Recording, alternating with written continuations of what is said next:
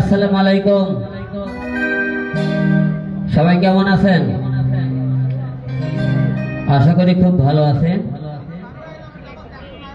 আপনারা এই গরমের ভেতর এই ঝড় বৃষ্টির মধ্যে আমাদেরকে দেখতে এসেছেন, এই জন্য অসংখ্য ধন্যবাদ সবাইকে।